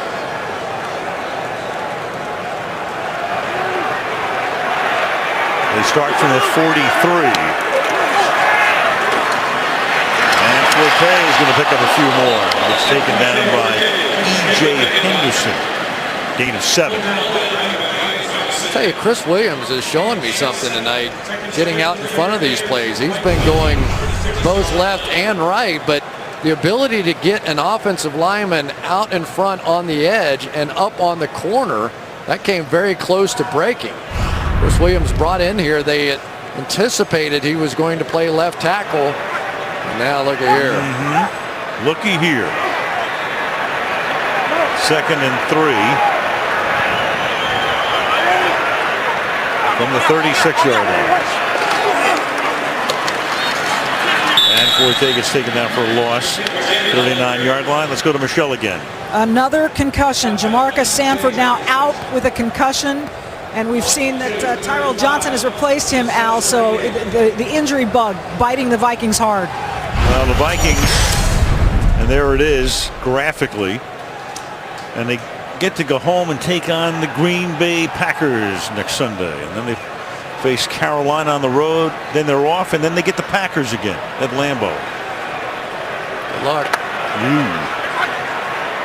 Tyrell Johnson, he played a lot last year, so this isn't an injury that should destroy this defense. Well, at least not any more than the Bears already have. Charge timeout. Chicago. Timeout. 30-second timeout. One of the great college football rivalries in prime time from South Bend. You'll see it Saturday night, 7:30 Eastern time. Every year, USC taking on Notre Dame. This year's game right down the road in South Bend, Indiana, next Saturday night, right here on NBC. Can't have any more fun there than they're having here tonight. These Bears fans, they knew how important this game was with the Lions and Packers so far in front. 3rd and 5. And Cutler goes underneath. And Forte will get around the corner and get the first down. You know, it's really hard to watch him play and not have the words, pay the man, come out of your mouth. And I understand all the what's going on. Come on, Jerry. Pay the man. There you go. That's what everybody thinks. And we talked to Matt about it. He said, yeah, of course, you know, it weighs on my mind. I think about it when I'm out there playing. And usually after the game's over, my agent calls the Bears and they say, well, the offer is the offer. So everybody understands it. It's a business side to this game, too. From the 28. Hester. You know, I'm thinking, Chris, speaking about SC and Notre Dame with a flag here, Soldier Field, which was remodeled and redone and reopened in 2003, it's the smallest capacity. Here's Personal Anderson. foul. Rough pass to number 93, defense. Kevin Down. Williams. This is the smallest stadium by capacity, a little more than 61,000. It used to be the old Soldier Field going all the way back to the early 1900s. They had over 120,000 seats. SC played Notre Dame here in this stadium in 1927 before 123,000 people. Wow. Made some money that day, didn't they? Yep. Jay Cutler earned his money on that one, too. That was a helmet-to-helmet shot, and at the end of it, you saw Cutler get up and sort of shake his head. He's been clean all night. Yeah, he was just looking for the flag. There you go. He's going to help out the official. 1st and goal from the 9. Marion Barber is the running back. Hester, will he get a 3rd touchdown? Well, not yet. Anyway, to the 4. 2nd and goal. You know, they've really been trying to limit Devin Hester's reps at the wide receiver position to get him effective again as a returner. He kind of went through a little lull there when they made him a full-time wide receiver as far as his returns. So they're trying to take a few snaps off of him at wideout, and it's paid dividends on the returns. 2nd and goal, final minute of the 3rd quarter. Barber.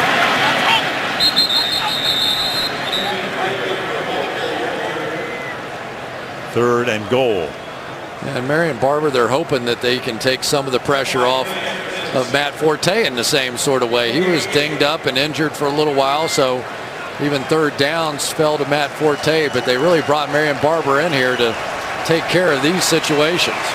Don't have to run another play. They'll change ends, and we'll start the 4th quarter with a 3rd down and goal. But a good start for the Bears tonight, and they have built on it. Allen, for the moment, got Minnesota back into the game, but Hester took care of that momentum with a swing of his own. And after 3 in Chicago, it's 36-10 Bears. Sunday Night Football from Soldier Field resumes after these messages. Sinatra's Kind of Town. Beautiful downtown Chicago. Aerial coverage tonight brought to you by Geico. Soldier Field. Al Michaels with Chris Collinsworth, Michelle Tafoya. Start the 4th quarter. It's 3rd down and goal. Cutler will throw to the end zone, and it is incomplete. Trying to get it into Spade, one of his tight ends. 4th down, and Robbie Gould will come in for 3 more. Tell you what, when Jay Cutler decides to load up the fastball, it's coming. That was only about 5 or 6 yards away. There's Spade right there. And Jay's just going to unleash one here, trying to squeeze it in that tight little hole, and couldn't quite get it there. Robbie Gould for a 22-yard attempt.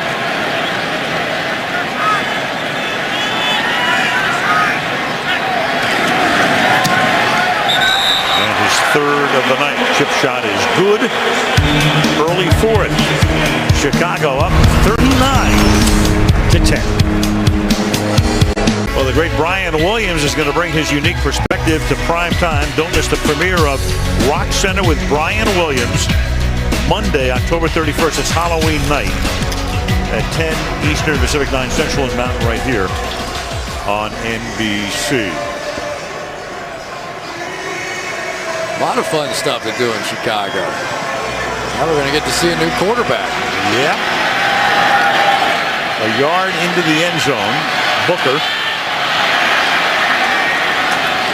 And Lorenzo out to the 29-yard line. And here comes their #1 draft choice, 12th overall out of Florida State, making his NFL debut right now, Christian Ponder, the quarterback of the future, and the future apparently is right now.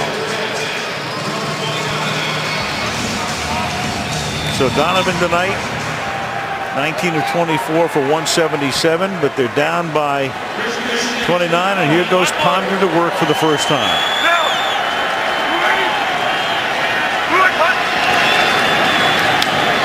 Good way to start a career. You give the ball to Adrian Peterson. You can make a career out of doing that for sure.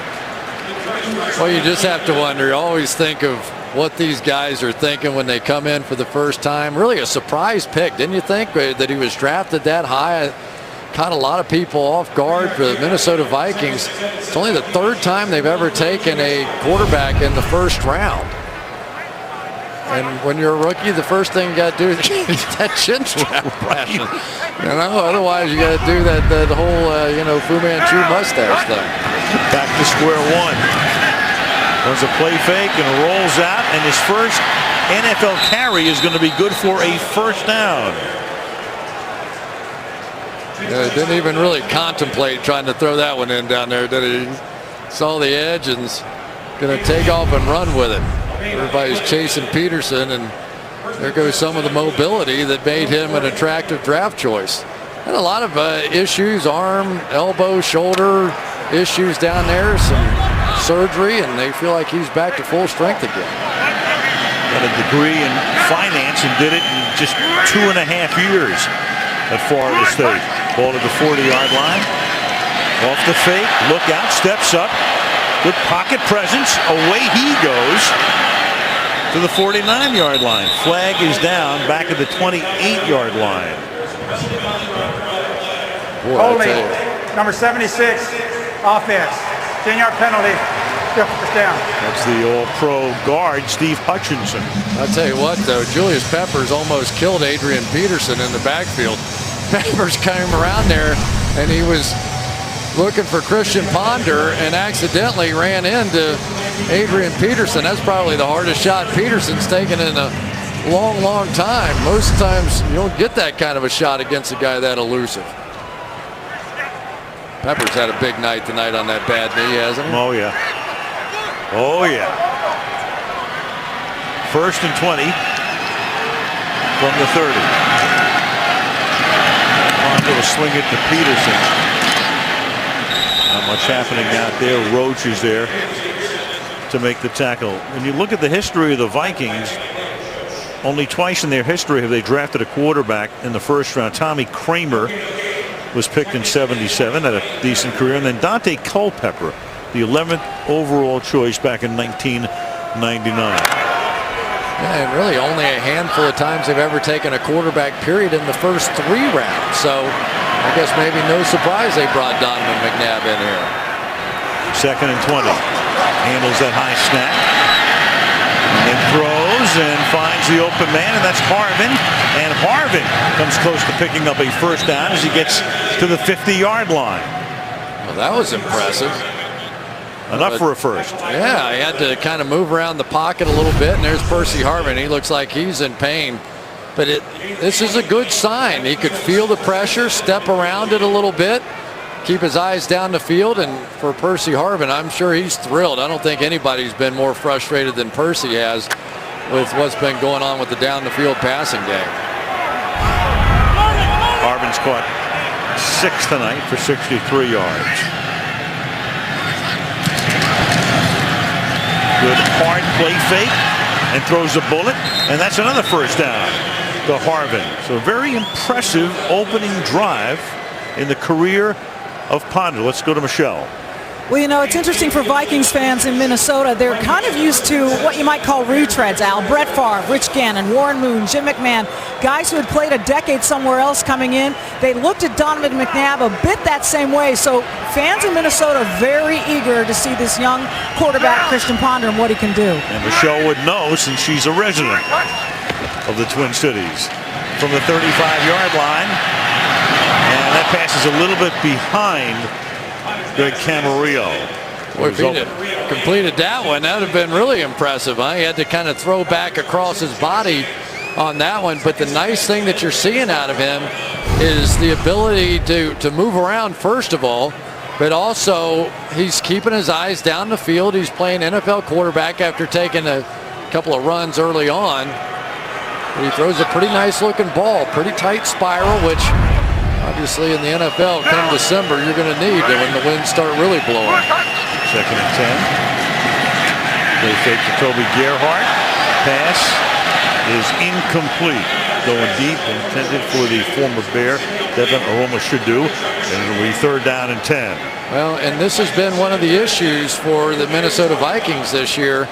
They had only completed some crazy stat, like 2 passes of over 20 yards all year, and already you're seeing Ponder coming in here and saying, well, short stuff worked, let's take a shot down the field. Unfortunately, he threw it out of bounds. Yeah, 2 completions to receivers who were 20 or more yards downfield. Third and 10. And that is caught by Michael Jenkins, who takes it to the 22-yard line, the former Falcon, with a first down here. Well, it's not an official quarterback controversy yet, but we're getting close. This is pretty good looking stuff here. Bring Shanko up the field to run into Lance Briggs, and that buys him just enough time to work on the outside. I tell you, he looks poised, doesn't he, Al? Well, if this was an election in Minnesota right now, he'd have all 10,000 votes. One for each lake. The 21-yard line. Oops. And there goes a lake. Yep, right. One lake less. All right. 9,800 lakes right now. Second and 10. Yeah, that was a little strange. I think he was trying to work it in there to Michael Jenkins, and Jenkins kind of got knocked off his route. But one thing you did notice with Ponder coming out of college, plenty of finesse. I mean, any of those sort of little touch passes, he seemed to handle those really well.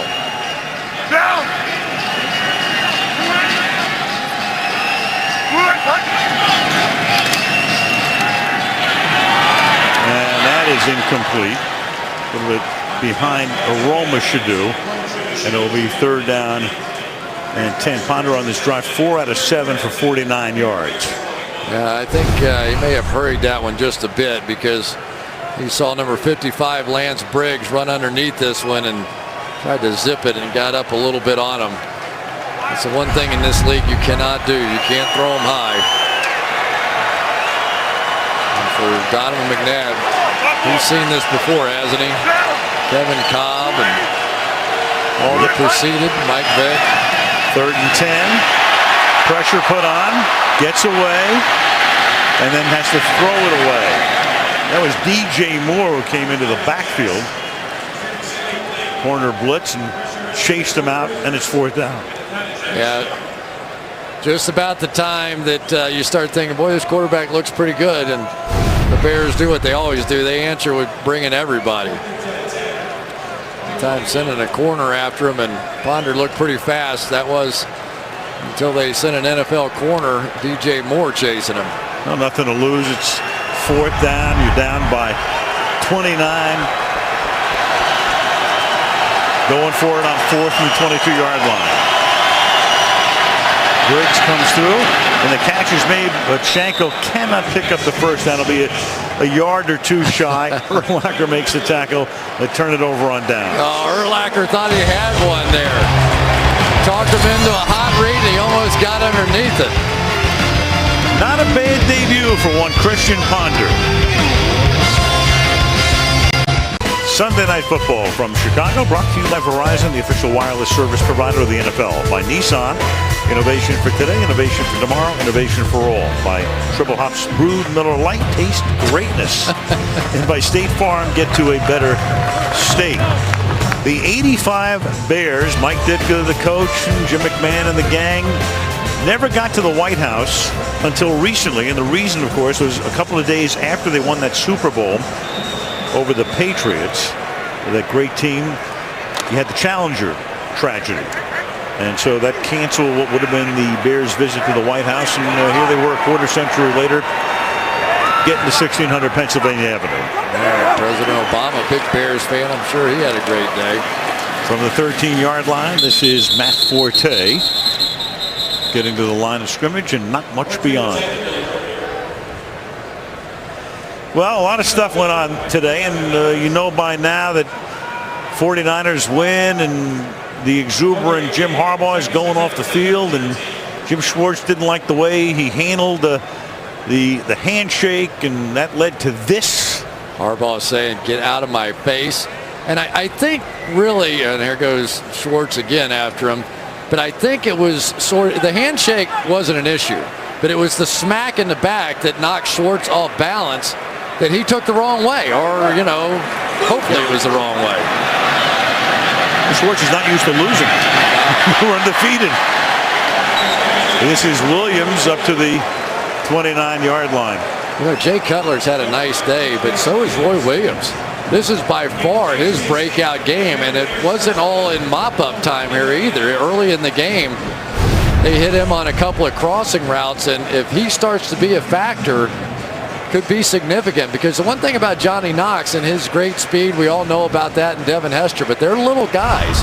So you want to throw some balls across the middle. It's nice to have that bigger receiver in there to give you a nice big target. Well, Williams trying to resurrect the career. Good in Detroit, and was traded to Dallas, and that turned out to be a disastrous trade for the Cowboys. And they had their fill, and here he is. And speaking of the Cowboys, there's Barber. Just to finish up with the 49ers in Detroit, in some ways, though, that becomes the whole story instead of the fact that was a heck of a football game today.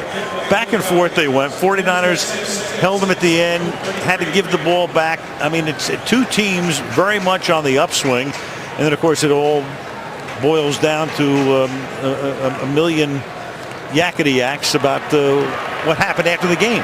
Absolutely. But, Jim Harbaugh is doing now with the 49ers what he did with Stanford, and that is play a very physical brand of football that Schembechler would be proud of. 2nd and 6. Barber to the 34-yard line. Meanwhile, Green Bay, of course, they just keep on rolling. They had the Rams today, and away they went. Big early lead and coasted to a win. 6-0, only undefeated team. Detroit now 5-1 after today. Bears trying to get to 3-3, and the Vikings heading for 1-5, and a date with the Packers at the Metrodome next Sunday. Yeah, you get the feeling that it's, unless something really rough happens in Green Bay, they're going to be tough to catch. But Chicago feels like they owe Detroit one after the other night. They were not at all pleased with what happened to them there. So rematch looms. 3rd and 5. They'll get him in a couple of weeks here. And that's incomplete. 4th down. Let's go to Michelle. Yeah, a couple more injuries. Devin Hester out with a chest injury. And tight end Kellen Davis, who came into this game questionable with an elbow injury. That elbow has taken him out as well, Al. All right, and they will try to recover and then get on a plane on Thursday, Michelle, and head across the pond. It's the annual game in London at Wembley Stadium, and the Bears are in it against the Tampa Bay Bucks a week from today. Adam Podlish will do the punting.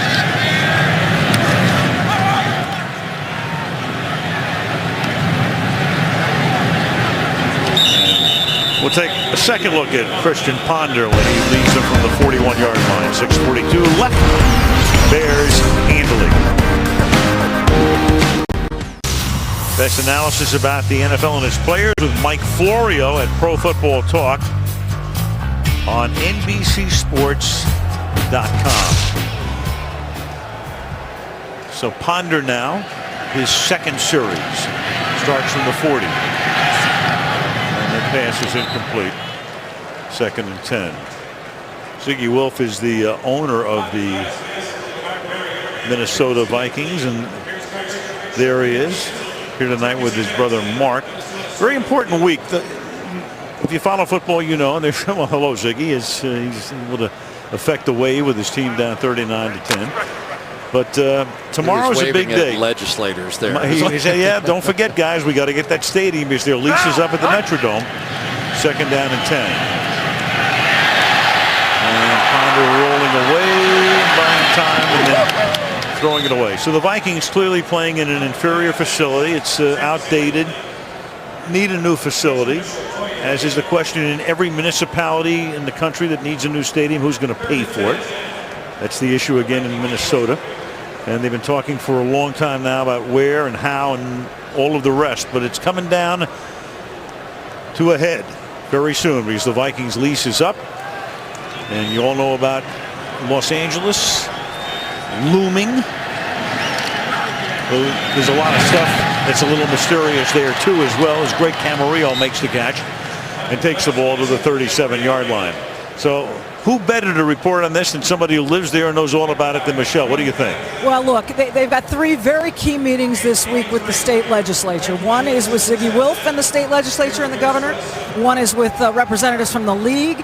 And they've really got to decide, do we go into a special session and vote on this thing and decide about the state's contribution, or do we wait? I'll finish after the play. All right, so from the 37 on 1st down.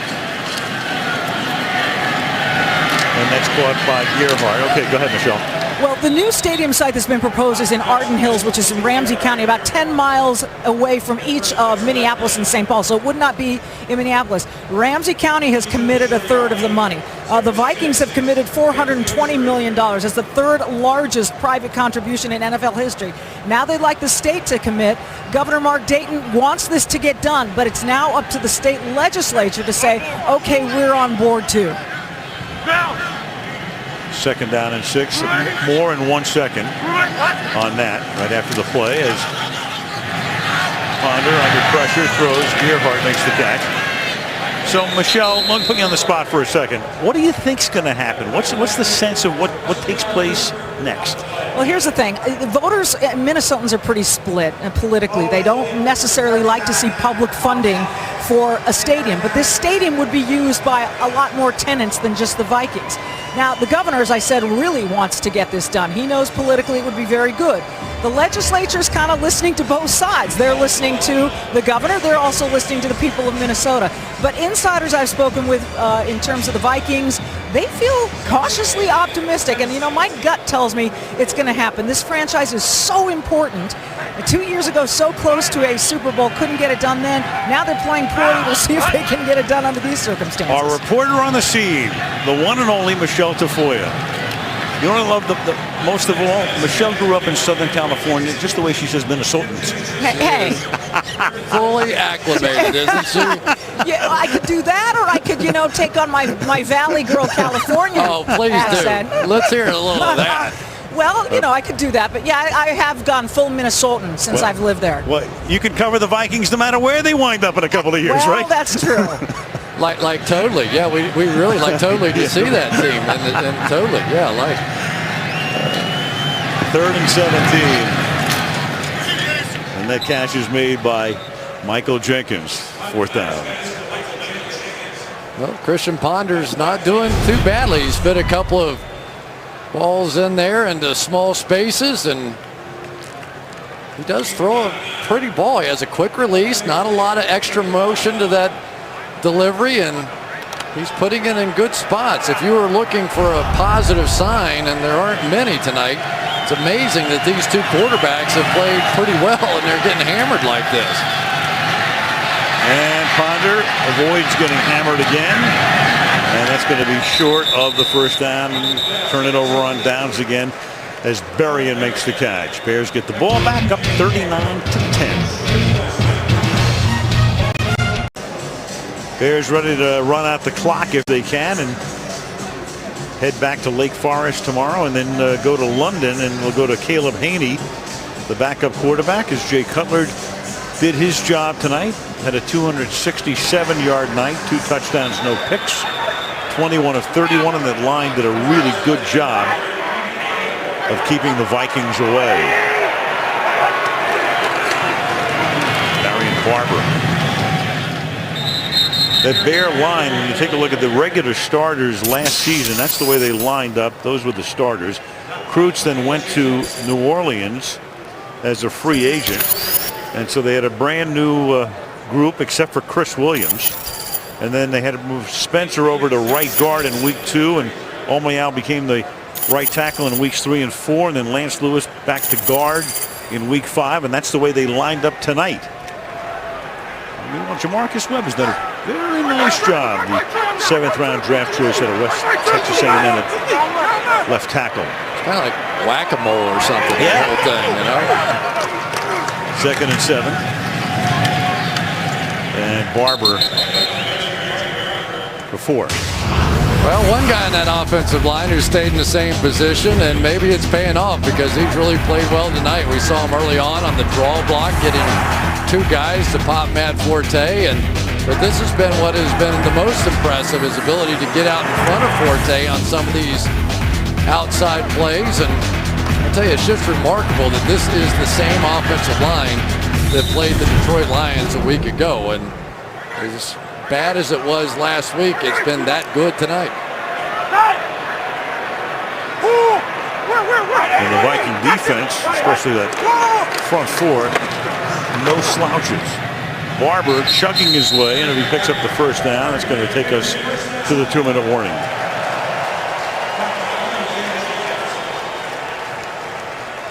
Jay Cutler, he wasn't so happy a week ago. When we talked to him this week, he wasn't so happy then either. But tonight, that's more like it. 1 sack, knocked down a few times, and he had his say this week. There's no question. He spent a little time with Mike Tice, the offensive line coach, Mike Martz, the offensive coordinator, and I'm sure he's much happier now.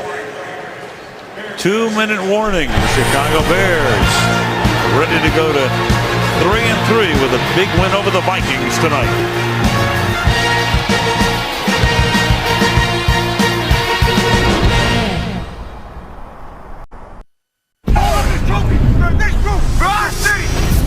A once forgotten franchise remembers its crowning moment. The miracle in Miami has happened. You won a Super Bowl.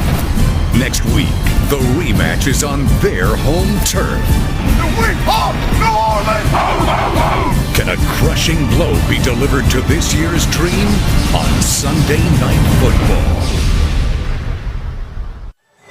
That's next week, and coming up after the game, the Wendy's post-game report. Michelle with an interview from the field. Bob, Tony, and Mike wrapping up the game of the day, and Chris and I will take a look ahead to New Orleans next week. First down, and they can just run the clock out here. And Barber will be able to pad his stats with a 14-yard pickup. Well, I tell you what, Caleb Haney last year in that championship game replacing Jay Cutler came awfully close to being a hero of all heroes, didn't he? It looked like the Bears were dead in the water in that game, and then came Haney, and everything looked great until he found B.J. Raji on one. Minute and a half to go, and they can run the clock out, and we want to send our condolences to Art Modell, the longtime owner of the Cleveland Browns and then the Baltimore Ravens, still very much involved in the franchise, and the passing of his wife Pat within the past couple of days. You know, that Pat was known and loved by a lot of people around the National Football League, and we send our sympathy and respects to Modell family. All you had to do was ask of that couple. They were at every event, at every charity, very, very giving couple, and a lot of people much appreciate what they did.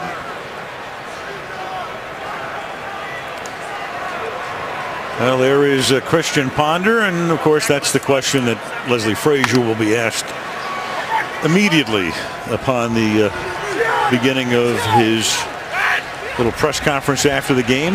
Who starts next week? What do you think, Chris? I think probably Christian Ponder. It's impossible to take Donovan McNabb out, but at some point you've got to find out. It just depends on whether or not you consider this season done or not. Well, if it's Ponder, he'll make the acquaintance of Mr. Clay Matthews and Mr. Dom Capers. Got to beat him eventually. Right. Sooner or later. Big night for Cutler. Big night for the Bears. Big night for Hester. Chicago goes to 3-3, winning it 39-10 with the Wendy's postgame report.